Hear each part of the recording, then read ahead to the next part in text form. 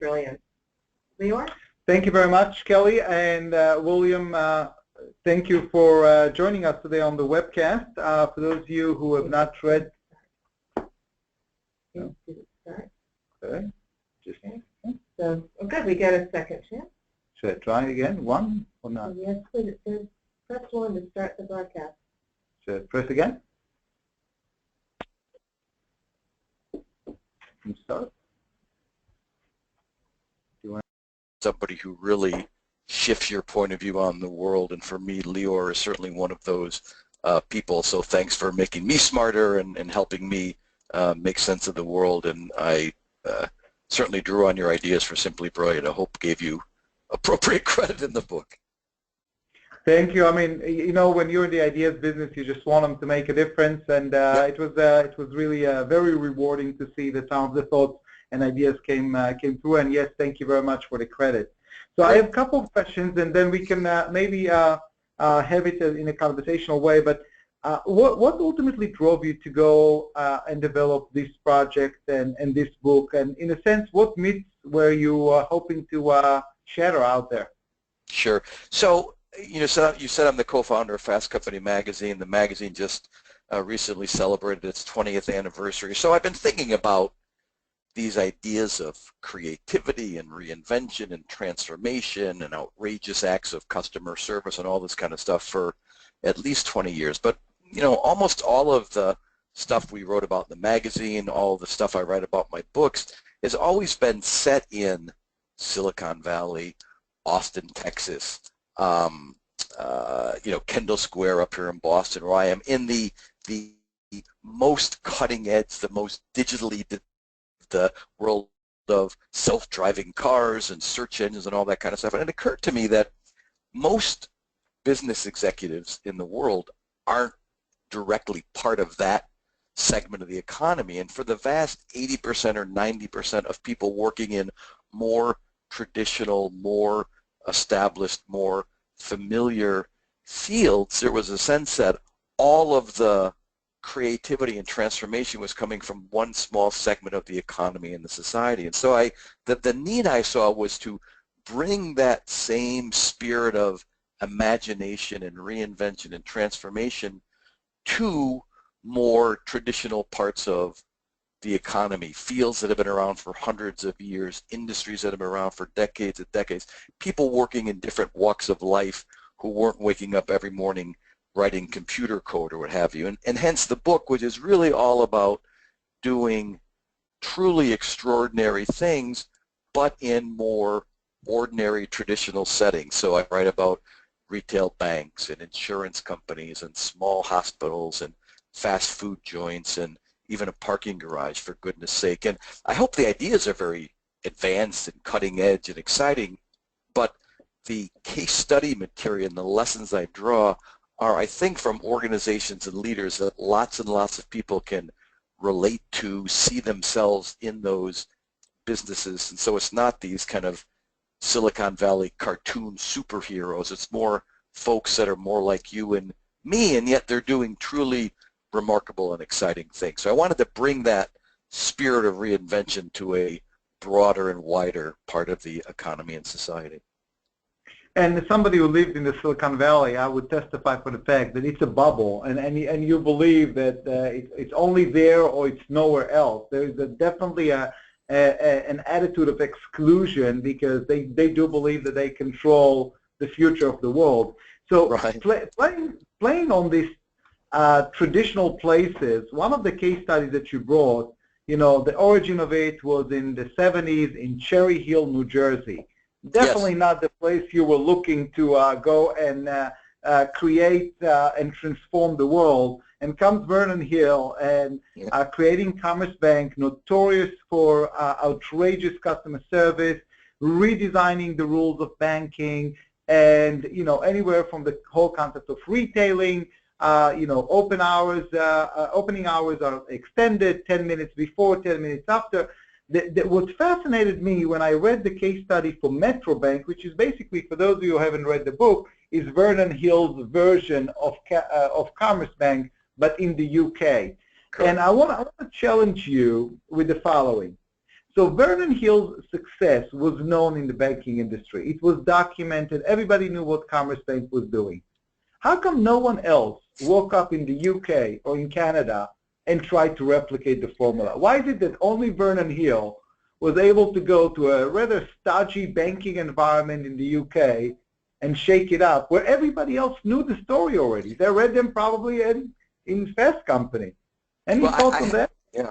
Well, I have to say, this is a phenomenon that it no longer surprises me, but it continues to, I find it striking. So when I urge people, whether they're starting a new company or trying to make change in their existing companies, when I urge them to try to take some risks, be bold, do some experiments, try new things, one of the pieces of pushback I get is, yeah, I know, but what happens is if you go on a limb and something works, then the 800-pound gorillas in your field, the established players, the ones with all the money and the deep pockets, they'll just turn around, see what's working, copy you, and put you out of business. And so the shelf life of a genuine innovation is very, very short. And what I have found time and again, and it's particularly true in the case of Commerce Bank, but now Metro Bank in the UK, is what the big established incumbent players in industry won't do really will surprise you. It's amazing how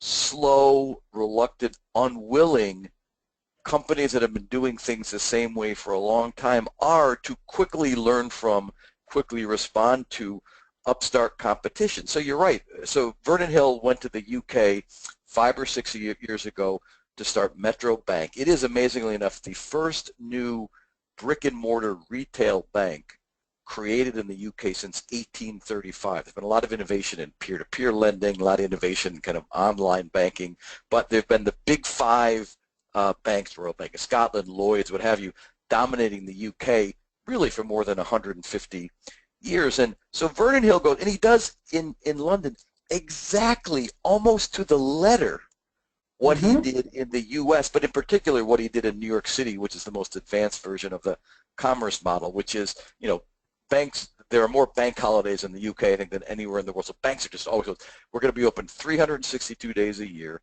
12 hours a day during the week, 8 to 10 hours a day on the weekends. We're going to build banks that look colorful and exciting, kind of like Apple stores. We're going to deal with all of the headaches and frustrations that customers have. So, you know, silly little things like people have a lot of coins and they want the bank to count it. Well, no banks count your coins anymore. It takes so much time. They're off cutting costs and so on. So he puts in these so-called magic money machines in all those locations. You can just dump the coins. On and on it goes. He calls it retailtainment. He's creating a retail environment that's exciting, colorful, entertaining. So you would think, now, yes, we wrote about Commerce Bank in the U.S. long ago. Vernon Hill literally wrote his own book, which is actually a pretty good book, literally wrote his own book about what he did at Commerce Bank, how he did it, why he worked. He literally had his playbook out for the entire UK banking establishment to see, and they've sat on their hands while this guy has absolutely run circles around him. They went public about a year ago. The stock is doing, I mean, his investors are, you know, Fidelity, Wellington Management, the hedge fund guy, Stephen A. Cohn, Michael Bloomberg. I mean, this is not like a fly-by-night. Everybody knew it was coming, and nobody responded. I think there are a couple of reasons why. First of all, the idea behind the Metro Bank approach, while it's easy to understand, it really isn't that complicated, is just so outside the mainstream thinking of how big banks are thinking about their own future, which is the retail environment is dying. We've got to cut as many costs as we can, close as many branches as people will tolerate, limit our services because all the action is going to be online or whatever the case may be. But the second thing is, and he explained this to me pretty well, people in the establishment, they look at, okay, he's got these coin counting machines. If we did coin counting machines too, what's our ROI calculation? Because it doesn't try, how do we make money on the coin counting machines? The other thing he does is you walk into open a new account. He guarantees you'll be in and out in 15 minutes, no paper. It's all on an iPad. You want your ATM card, your debit card. You don't fill out your application, wait for it to arrive in mail. They've got machines right in the store. They press the card while you wait. You walk out in 15 minutes with the card ready to go, using it literally the next second or whatever. They looked at that and said, okay, if we've got 5,000 locations, if we put that machine in each of our locations, how many years? It would take us 12 years to get our money back or what have you. So they look at every practice on its own, put on the green eye shade and do the ROI of that and say, well, we can't make that happen here. We can't get any payback. As opposed to saying, no, the point of the exercise is all put together, you create an experience that is so rich, so much fun, of such great service that your customers will basically pay you for doing it, meaning you don't have to pay as high a rate of interest on their deposits. They'll let you charge them a slightly higher rate of interest on your car loans or your mortgages because they're not coming to you with a price sensitivity. They're coming to you because they enjoy the experience. And people who spend all their days slicing and dicing services and looking at the world as one elaborate Excel spreadsheet just can't get their head around that. 30 more seconds, we'll move on. But one of my fun stories in the book involves Metro Bank, and a guy named Craig Donaldson, who's now the CEO of Metro Bank, was the head of all retail operations for Royal Bank of Scotland, one of the big five. He went over to the Harvard Business School for some executive education. Literally the first Harvard Business case study he read was about Commerce Bank. He went back to the UK and said, oh my God, we can do this. We could be the one big bank that makes it fun, makes it exciting. We'll keep our locations open. And the board of directors said, you know what, I think we're going to keep cutting costs. We're going to keep shortening hours. And he was very dispirited. Lo and behold, Vernon Hill, thanks to a headhunter, kind of calls him out of the blue and says, hey, I hear you're a fan of what we did in the U.S. in Commerce Bank. We're actually going to come to the UK rather than trying to copy us with Royal Bank of Scotland. Why don't you come run the bank in the UK? And so he was able to get a really fast start in the UK because he recruited one of the top British retail bankers who was terribly frustrated by the fact that he saw it was so clear to him they could do their version of this, and yet the board of directors, because they were slicing and dicing everything with the green eye shade, didn't give him the authority to do it. So when you look at the characteristics of people who do dare to think bold, to take the risks, the Vernon Hills, I mean, what drives them? Is it just challenging the establishment? Is that the reward? Obviously you need to swim against the current. You need to go against the common sense, and definitely a whole bunch of bean counters, either in your organization or somewhere else, that will know the cost of everything, but will not know the value of none, yes, right, of anything. So if you would kind of create the persona of those leaders who are doing it against all odds, what do they have in common?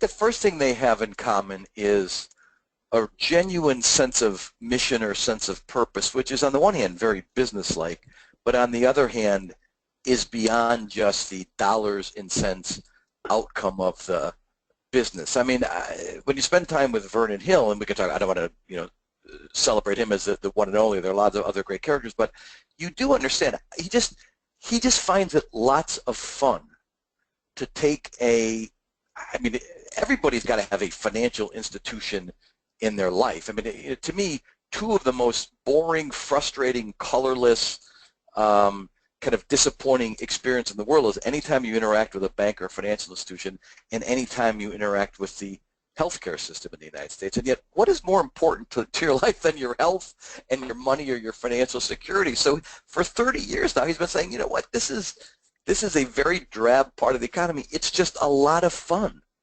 to create an institution where when you walk in, the employees are smiling, the people are smiling, people are bringing their kids in on the weekend to count their coins, and it becomes this big fun sort of thing. So, in the book I write about the great venture capitalist John Doerr, who talks about the two kinds of entrepreneurs he's worked with in his lifetime, and he's not choosing between the two, but he says, look, there are a lot of really great successful executives and entrepreneurs who he calls mercenaries. And what he means by that, it sounds pejorative. I don't think he means it in a pejorative way, but what he means is it's all about the business? Do we have a crisp business model? Do we understand our economic value proposition? Are we focusing on the right features? And so it's all about the business, the deal, the economics, the financial returns. And look, that is entrepreneurship. That's great. But then he says, he contrasts the mercenaries with what he calls the missionaries. And missionaries are really, really smart business people. But what he says is they don't just want success. They want success and significance. And as I think about the folks, the characters I write about in this book, both the companies and the leaders, it is that sense. I think what really drives it, they don't want to be different just for the sake of being different. In a weird way, they don't want to be different just for the sake of outcompeting the competition. They are different because they have a very clear sense of the impact they're trying to have in the world. The difference, sometimes large, sometimes small, but the difference, large or small, they're trying to make in their field. And again, to use another distinction that John Doerr makes, he says a lot of leaders in the world are motivated by drive. And drive is that kind of internal thirst for competition. If I'm going to do anything, I want to win. I like money, nothing wrong with that, but I want to be rich and so on. And he says that's a perfectly good motivator, but the truly great leaders, the missionary leaders, to use his language, are more motivated by passion. He says, the drive is something internal that propels you forward. Passion is something external, defined by the difference you want to make, the impact you want to have, that pulls you to do something because you feel like I simply have to do it. And that sense of being a missionary, not just a mercenary, that sense of being fueled by passion, not just by drive. I mean, it looks different in terms of the personality of not every great leader has the same personality. Some are quiet, some are loud, some are brash, some are cautious. They do seem to share that same set of what really motivates them, what gets them up in the morning, if you will. I have to share with you a personal anecdote. Here in Strativity, obviously passion is driving everything that we do. But every so often there are clients that my principals will pull me aside and says, you don't mesh well with those clients. So we kindly request that you'll step aside and let us handle that. And I was reflecting on it, trying to understand, what did I do to the client that makes them, not mesh with me, so to speak. And I think part of it is, when you show them genuine passion and they're not ready to commit to it, they don't want to see it, because it's a constant reminder that there is a higher purpose, that there is a higher cause. And it's interesting, through the work, there's like, get the research done, get the consulting project done, but when they see that we're trying to kind of move them toward that world of significance, we as practitioners do experience occasionally the harsh reaction of trying to, just being intimidated, I guess. But I want to take you into another piece and kind of visit the book from another angle.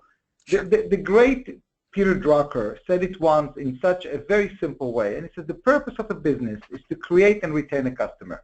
Yep. It's very, very simple. Yet we are in 26 and companies are still struggling with keeping their customers. And in one of the topics in your book, you talked about the need to be kind, which is a very basic human nature. We will do that to each other, most of us, hopefully, to most of our each others. And yet when we come to work, we kind of fail to bring those very basic skill set. It seems like when we swipe our employee ID at the entrance to the building, all of this knowledge is being wiped away, only to come back to us when we leave the building at the end of the day. So why is it that organizations are still struggling with the very basic purpose and the humanity side that is so critical in order to create and retain a customer? What do you think? So I'm not sure I know exactly the why, although I'll take a minute and try to speculate, but I am struck by the phenomenon, which is leaders and people do things in a business setting, make decisions, act in ways, choose to or not to connect with customers or colleagues in ways that they would never do with their family, at their church, in their neighborhood. And I continue to be perplexed by why things, and again, I don't want to step on any toes or anything, but you look at this latest scandal at Wells Fargo, and 5,300 employees creating fictitious bank accounts and credit card accounts for millions and millions of people. And even if in the grand scheme of things they weren't doing huge amounts of harm, although I think they were doing something, it's like you ask yourself, I mean, these are people who go to church, who are part of, what could possibly possess that many people in that big and, to be honest, respected an organization to behave in a way where when you look at it from the outside, it seems completely insane. And I think it kind of goes back to this past. I think there is many organizations take an approach to business that is so kind of bloodless, so divorced. I mean, if all you're focused on is economic value in dollars and cents, it's easy to lose sight of human values in a sense of emotion and in a sense of identity and a sense that people want to work for and be part of organizations that bring out the best in them, that make them proud to be affiliated with them, that invite them and encourage them to treat customers, colleagues, partners, suppliers in the ways that they would like to be treated. And there is this weird sort of suspension of both common sense but also suspension of kind of human values that often takes place in big business organizations that we would never tolerate in other parts of life. And I hope, and again, it's a kind of back to basics message in this book. Look at it, as I say, 20 years of Fast Company. It's all about digital this and disruptive that and virtual the next thing. But I really do believe in a world that is in every way, shape, and form being touched by and reshaped by technology. What people truly are hungry for today, whether it's in how they feel about where they go to work or the kinds of companies and brands that they do business with, people are really hungry for a greater sense of humanity. And, again, it sounds almost corny, but I think we spend so much of our time thinking about how do we be more clever, new business model, new app, new mobile platform. That's all. I'm all for that, but I do think looking for ways to allow your colleagues to be more kind, more human, send small gestures or signals that connect with your customers really with a sense of emotion and a kind of a psychological contract, not just a dollars and cents economic contract, is a kind of back to the future thing that's really going to move brands and companies going forward, if folks are willing to sort of transition their mindset to get there. So I'll share with you a little bit of my take on that, from our work conducting customer experience transformations. For us, it goes back to a philosophical position on the customer. And the majority of the organizations are treating customers as simply the cheapest way they found to make their numbers, because their numbers is really the primary reason why they exist. And they exude this attitude that comes through not being kind or allowing themselves to do what these 5,300 employees at Wells Fargo have done. They need to make numbers, and the customers would just the cheapest way to get there. So I always, when I speak to different audiences, bring the example of, imagine you standing at the altar and the clergy is facilitating the marriage, and it's your time to say I do. Would you take her? And you turn to your spouse and say, well, you're the best one I found so far, but things are open, And, if I'll find a better way to make money, I may drop you. Or if I'll find a better way to have a married life, then. And I think that philosophical position of looking at the customer as a vehicle to achieve our goals is the primary obstacle here. Because you put KPIs on organizations, and eventually they'll deliver the KPIs for you. What will be the collateral damage? What are the consequences of that? That's a completely different discussion. I think that what we see with some of the stories that you brought in is a different position in which people is really the sum total of what the organization is all about, and it's a completely different shift from, let's say, we are about our products, we are about our processes, we are about our centers. No, you're about your people, and it doesn't matter where they are. If they are motivated, if they're engaged, if they are on fire and inspired, you know, they'll go and do that. But it's a philosophical position of how do you see the customer? Is it at the center, or is it the edges in terms of how you're treating them? I totally agree. And to me, and again, I try to distill and simplify things as much as I can. To me, as I think about the great organizations I've encountered over the years, the organizations and leaders I write about in this new book, they have very compelling answers to very simple questions. Number one is, what is your definition of success for this company?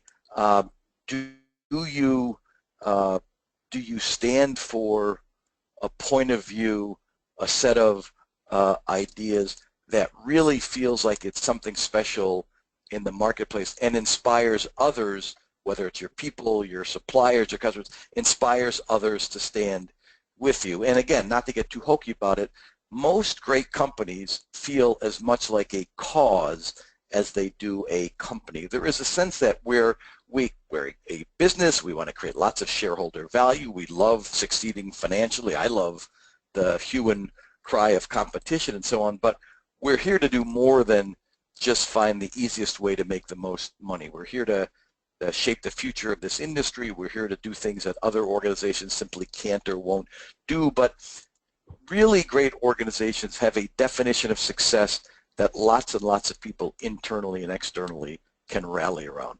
The second thing is, really great organizations work as distinctively as they compete. They're getting at this question of, what does it mean to be a member of this company? What are you signing up for when you say, I am going to work at Metro Bank or USAA, which is another company I wrote about in the book, or WD-40, the lubricant people with the blue and yellow can that we all have in our under our kitchen sink or in our garage. There is such clarity in these companies about the connection between who we are and what we're trying to achieve in the marketplace, and what we're creating, who we are and how we're behaving in the workplace. So this absolute connection between your brand and your culture and your brand, how you connect with your customers externally, how you behave to one another internally, and there's such a richness to it, but also such a true clarity to it. And most organizations just aren't there yet, because as you say, they see customers as a means to an end, which has its trickle-down effect, and therefore in how people behave internally, and the kind of corrosion of the culture and standards and all that kind of stuff inside companies as well. In the spirit of simplicity, by the way, Bill, I think sometimes you trace it back to simple truth that people were told or were taught, and they just operate on that. Oftentimes when I deal with leaders who will not delegate or empower, I remind them a statement that they were probably told early on in their career, which is, if you want to do it right, do it yourself. So guess what? Yeah, I don't trust anyone because that is my operating system. Along the same line, I think the wrong operating system that we need to crash in the business is, it's business, it's not personal. Yes, and we totally. need to start embracing, and so many people live with this and they don't even know that that is their operating system. Right. And I think it's not only is it bad for business, I think it's an underwhelming way to go through life. I mean, I think most people, this has informed my thinking since starting Fast Company. I think in many respects, Fast Company from very early on was as much a magazine about work and life as it was about strategy and technology. And we said, I remember the first manifesto from the founders back in 1995, we said, one of the great promises of the world we're in today, in part because the kind of economic density of so many industries is you don't have to be part of, a faceless member of this vast army to do important, exciting things in the world, is we get to do work that syncs up with what we care about as people. We get to be the same people on the job as we are at home or in the neighborhood or in church or what have you. And it's still, you know, for a lot of people, more of an aspiration than a reality. But I do think in the last 20 years and certainly going forward, the great sweep of history is going to be that more and more people have an opportunity to live and work that way, because I think over the long term, organizations built on that spirit dramatically outperform ones where the idea is you put your identity on the shelf, you put your value on the shelf, you kind of sign up to be a cog in this vast wheel, and you just try to avoid catastrophe or what have you. So I do think this connection between who you are as a human being and how you behave and what you care about on the job, people are happier, more productive, more engaged, more creative, and maybe most of all more confident in the world, which if you look out every day, it seems more confusing, more uncertain, more threatening than ever before. And so and culture is one of those crazy overused words. I think it's more about what are the behaviors, commitments people make to one another to say we are all sort of in service of a company and a cause that's really trying to actually move the needle in our industry and make a difference in the lives of our customers. Let me challenge you with that. A couple of months ago, there was an article on HBR about the best leaders are the humble leaders, the one that are basically egoless. And in your book, you actually are proposing a kind of a dual performance. You call them humble yet proud. You're not asking them to completely kind of package their ego and send it to a deserted island. You're looking at duality, and duality came also in a couple of other areas where you kind of describe the performance of those effective leaders. Talk to us a little bit more about this new form of performance success with this duality of humble and pride at the same time. How do those leaders manage those, juggle them, balance them?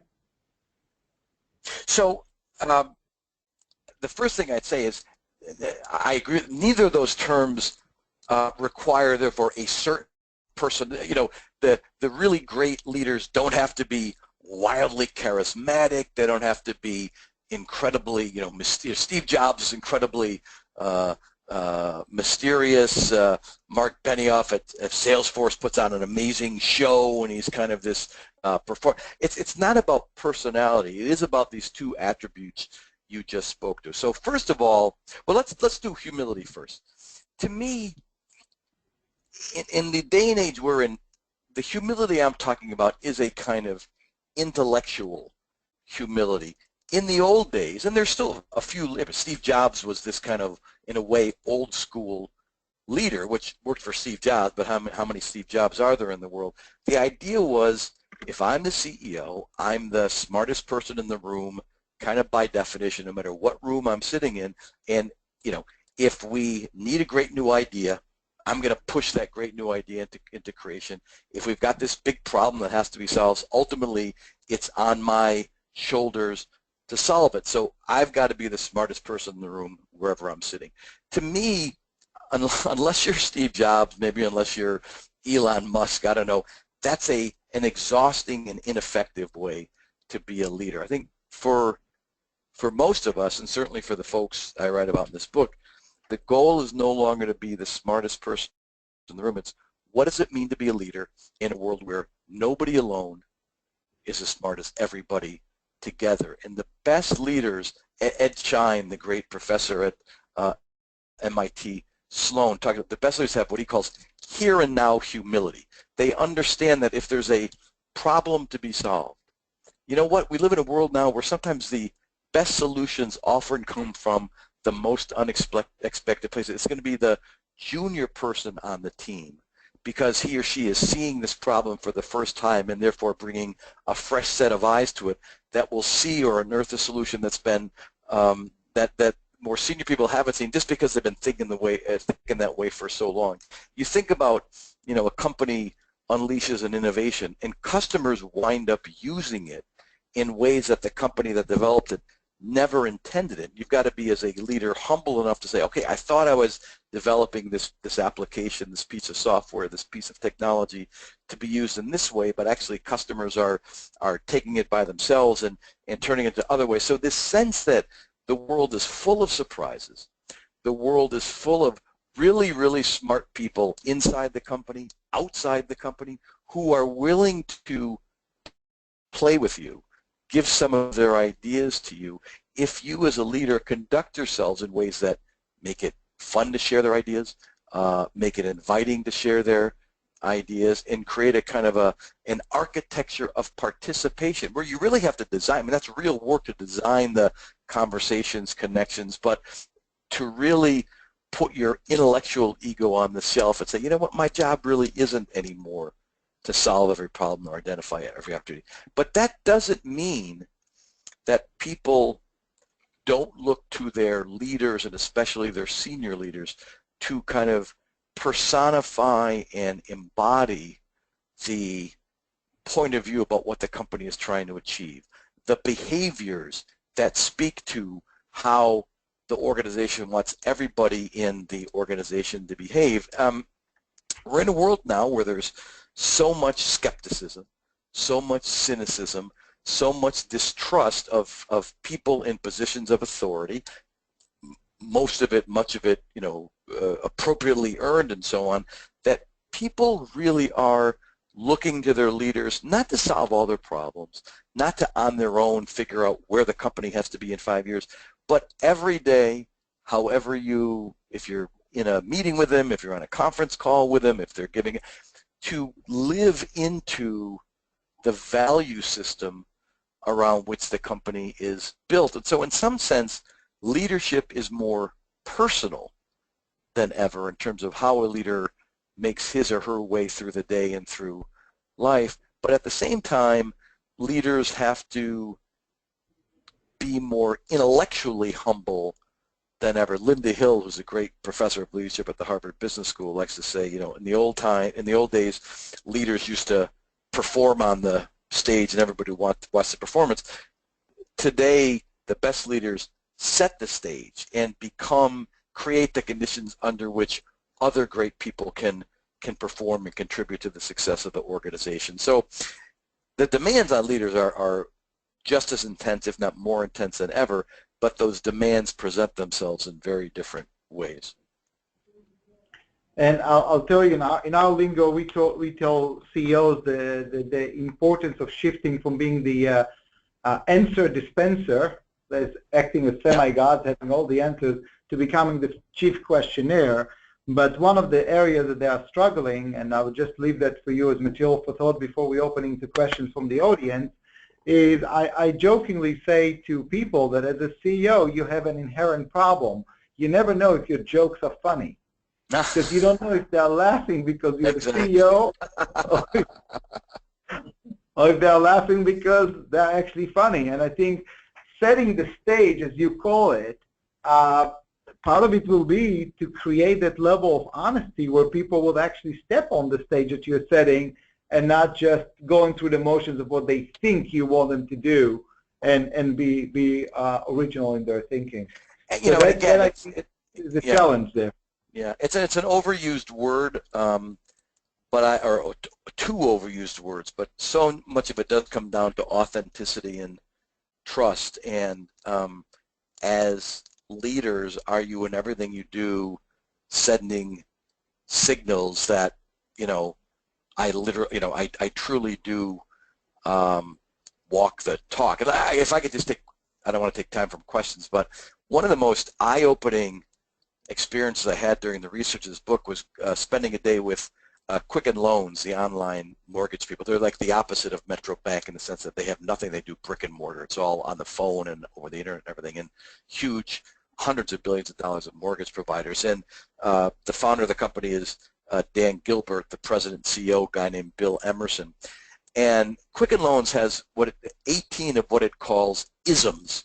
And the isms are 18 kind of pithy, fun slogans that describe just what we've been talking about, the value system of Quicken Loans, the kind of behaviors that the company admires. Folks can just Google Quicken Loan ISMS, ISMS, and they'll pop up on the screen. And they're kind of fun, they're kind of edgy, and so on. And Dan Gilbert and Bill Emerson, every 6 weeks or so, take over the huge ballroom in Detroit. They have about 1,000 people. It's a very fast-growing company, and all the new employees that were hired in the last 6 to 8 weeks, as well as old employees who just want a refresher course, go to what's called ISMS Day, and literally for 8 hours, just these two guys for 8 hours, there's a lunch break, but for 8 hours, they explain, enact, tell stories about these 18 isms, and they have funny videos, and they tell these kind of moving stories, and it's just this wild kind of extravaganza for 8 hours of these two guys putting themselves out there saying, this is the social fabric around which we built the company. And by the way, everybody needs to hold us too accountable for, you know, living by these isms ourselves. And it's really what I found just an amazing example of two leaders who say, our real job is to inculcate at every level a sense of these are the principles around which we're building the organization, and we are going to embody these, live these, behave these every single day. I was exhausted by the end of it. I could only imagine actually doing it. But to me, it was a true act of leadership, and they do it every 6 to 8 weeks, amazingly enough. Wow. So, Kelly, do we have any questions that came from the audience? And this is our invitation to the audience. If you have any questions based on some of the content that we discussed, feel free to, share it with us. Yes, we do. We have some questions. Please use the question panel in your GoToWebinar dashboard. We have one question. A recent survey about disruption found that 80% of CEOs felt it was an important issue, but less than 10% thought their companies were ready. The shocking part was there was only about a quarter that were actively involved in getting their companies ready. When looking to create a better future, who should be leading the charge and how? Well, that's a huge question, Lior. Feel free to help me out as well. I'd say, let me not start right with who, but more with how.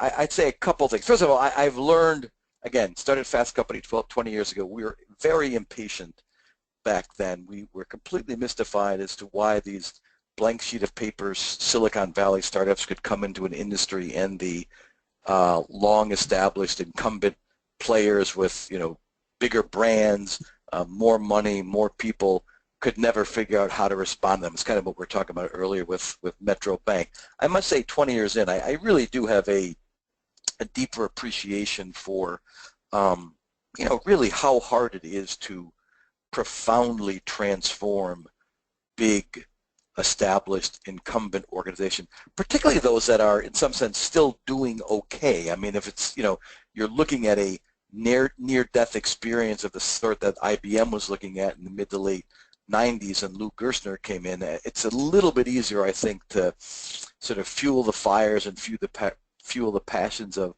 transformation. But if you're trying to deal with huge changes in technology, huge changes in demographics, customer preferences, the marketplace, while on the surface at least things seem to be going reasonably okay, that really is the hardest work in the world. And the few things I've found is that, first of all, and Lior, you may agree or disagree, I'd like to hear it, but I find that hope is a much more powerful driver than fear. The spirit of change or die.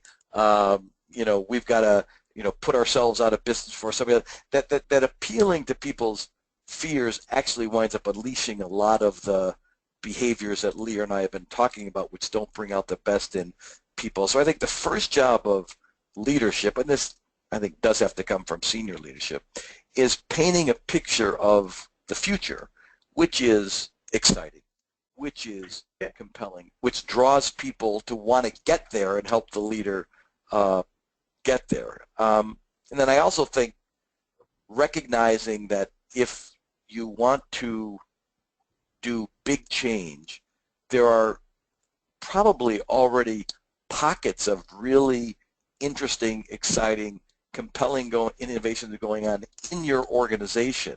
And the idea is to find those rebels, find those misfits, find those innovators, give them a little bit of resources, maybe. Don't drown them in your love, but shine a light on them, highlight what they're doing. That, in some sense, all of the behaviors you want to see, maybe many of the new ways of competing you want to see, are probably, particularly if you're in a big company, alive and well somewhere in your company, this office, this business unit, this product line, and understanding that to some degree the seeds of your future are being grown already by folks at the grassroots who are just going to do it on their own, and your job as a senior leader is to help them bring some of their colleagues along. That's a longer way of making change in a big company, but I think it's a more enduring way that actually sticks, rather than having the change program of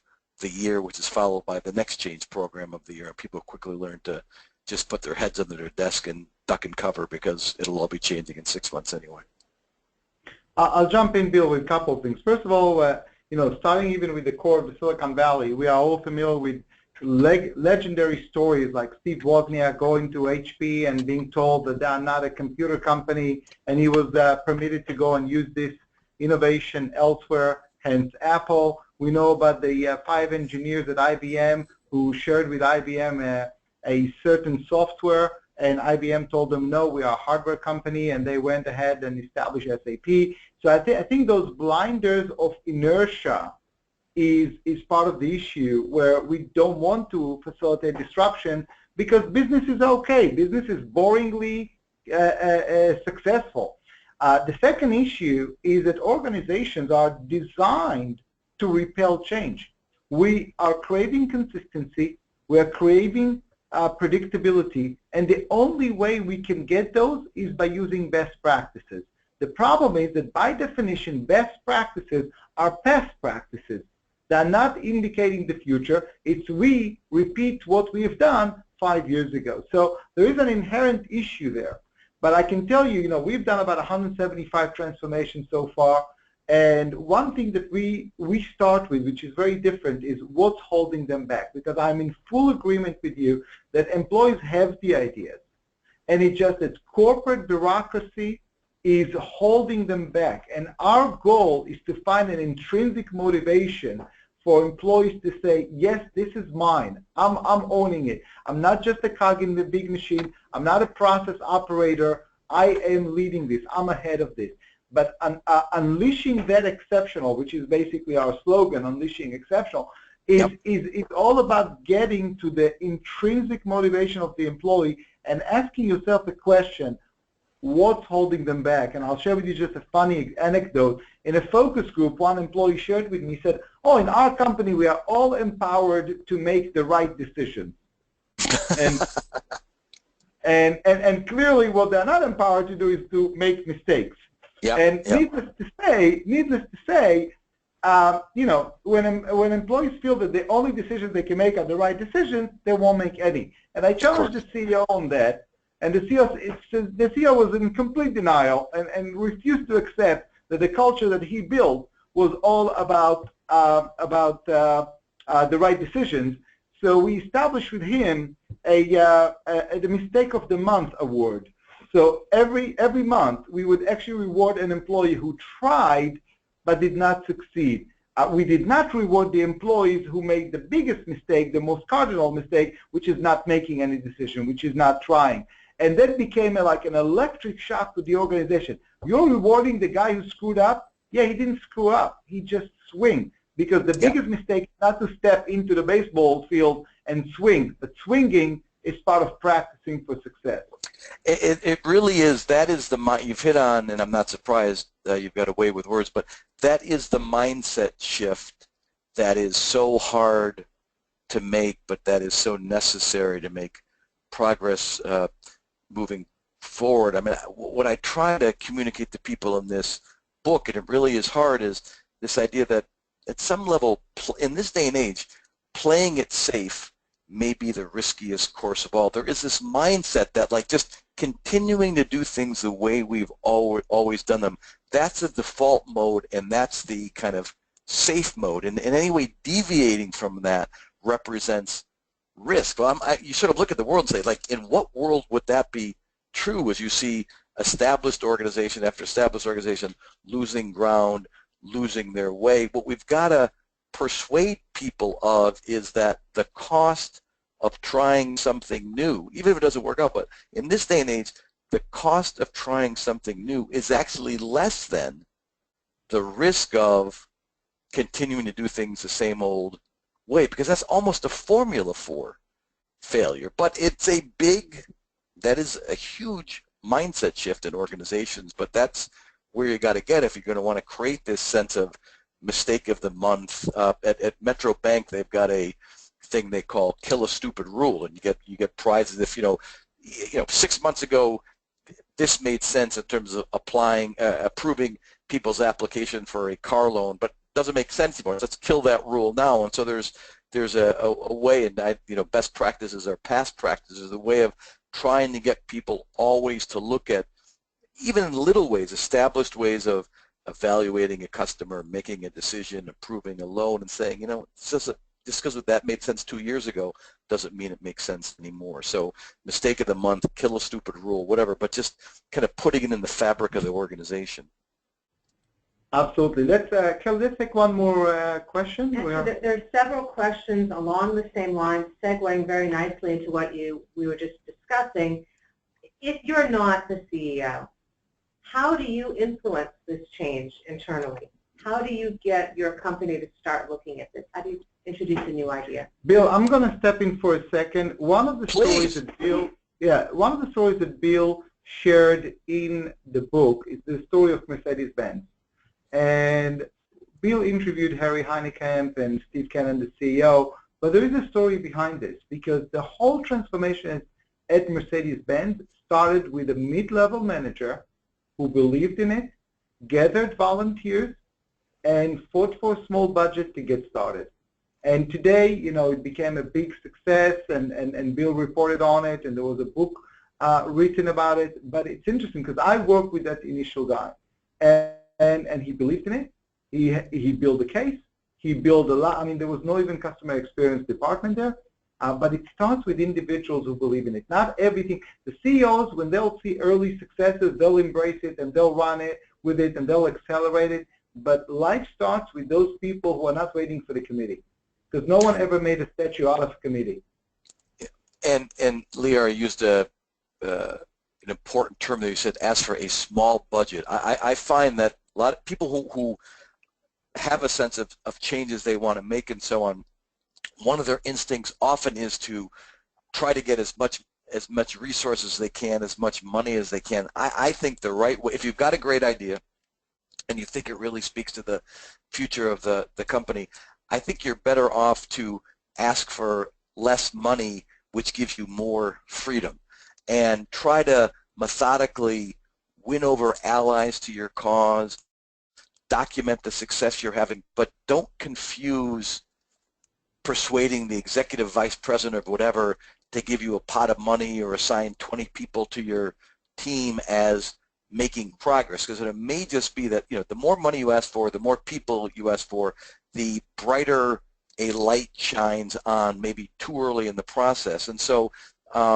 rely more on freedom to maneuver than vast budgets to fund your stuff. We talked a while ago about the many changes at IBM over the years, and I have to say, I know there are, again, people wondering what the future of IBM is today, but this company has managed to transform itself technology cycle after technology cycle after technology cycle. And I remember in the early days of Fast Company, we wrote an article called IBM's Grassroots Revival, and they really were the 5 unsung heroes of how IBM finally, Lou Gerstner, the CEO, finally learned to get serious about the internet, new ways of writing software, taking this company that had grown up in the era of the mainframe and making it relevant and compelling in the era of the internet and distributed software and so on. It was really 5 people from 2 or 3 different lines of business. They found each other at an internal IBM conference. They realized they thought the same way about the future. They literally wrote a manifesto, kind of an internal manifesto to their colleagues about, and it wasn't accusatory, just very positive about where they thought the world was going, how they thought IBM could be a factor there. They did little experiments. They wrote some code. They set up a little office in Silicon Valley. They got more and more sort of fans, followers, allies. It's really more about the allies you recruit than the budgets you control. And then eventually they had their big debut where they really were put in charge of IBM's operations at the Olympics. This was several Olympics ago now, and showed to their company and to the world that their new ideas about new ways to run projects, new ways to write software, new ways to connect to the outside world, really where things were going. But IBM's capacity to really transform its relationship with the internet wasn't this top-down CEO-driven. It was these 5 people, a couple in Connecticut, one in Silicon Valley, one in Geneva, who kind of found themselves at an internal conference, realized we're a kind of merry band of misfits who see the world in the same way, and they methodically built a following from the grassroots up, and they really were the kind of grassroots change agents that shaped the future of the company. Thank you. Thank you, everyone. If you had questions that we didn't answer, I will share them with our speakers, and if they can, they'll return those. Thank you very much for joining us today. I hope you enjoyed it. Thank you so much, Bill. Thank you, Lior. Oh, it was so much fun. Thanks for having me, and thanks to one and all for listening, and hope we were helpful. Thank you very much, Bill. Have a wonderful day.